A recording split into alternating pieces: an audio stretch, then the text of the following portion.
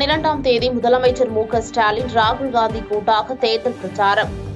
கோவை அருகே நடைபெறும் பிரம்மாண்ட பொதுக்கூட்டத்தில் இந்தியா கூட்டணி வேட்பாளர்களை ஆதரித்து பேசுகின்றனர். மத்திய அமைச்சர் அமித்ஷா தமிழ்நாட்டில் மேற்கொள்ள இருந்த பிரச்சார நிகழ்வுகள் மீண்டும் ரத்து. வரும் 9ஆம் தேதி முதல் 4 நாட்கள் பிரதமர் மோடி தமிழகத்தில் பிரச்சாரம்.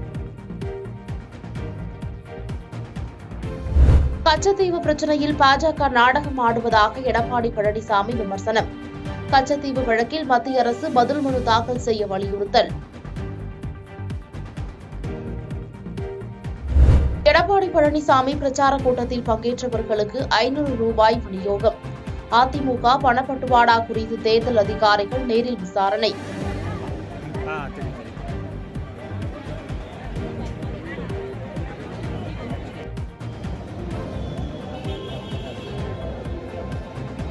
பிரதமர் மோடியை பார்த்தால் தரையோடு தரையாக படுத்து விடுவார் பழனிசாமி. எடப்பாடி பழனிசாமி போல் நான் பச்சோந்தி கிடையாது என அமைச்சர் உதயநிதி ஸ்டாலின் பேச்சு.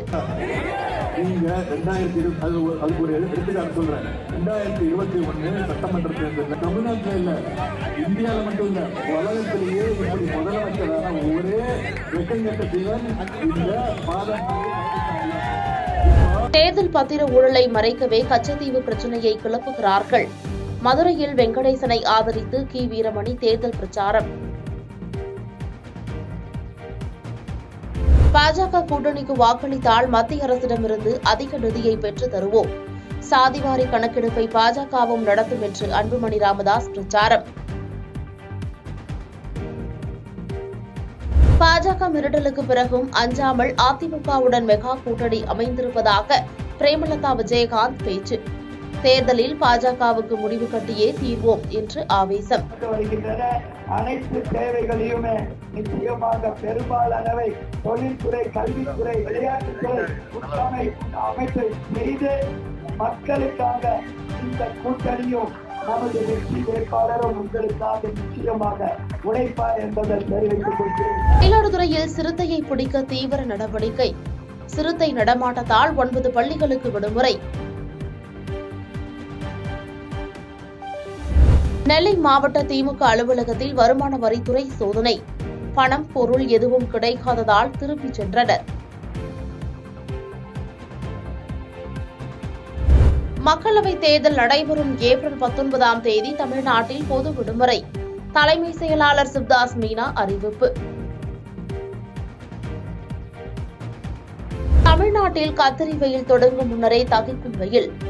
15 இடங்களில் 100 டிகிரி பாரன்ஹீட்டுக்கு மேல் சுட்டரித்தது. தேர்தல் அறிக்கையை இன்று வெளியிடுகிறது காங்கிரஸ் கட்சி. முக்கிய அறிவிப்புகள் இடம்பெறும் என்று எதிர்பார்ப்பு.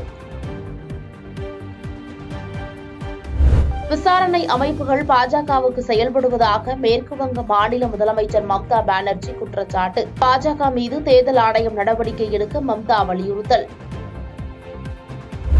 விடாமுயற்சி பட சண்டை காட்சியில் நூலிலையில் தப்பிய நடிகர் அஜித் குமார். கார் விபத்தில் சிக்கிய வீடியோ வெளியீடு.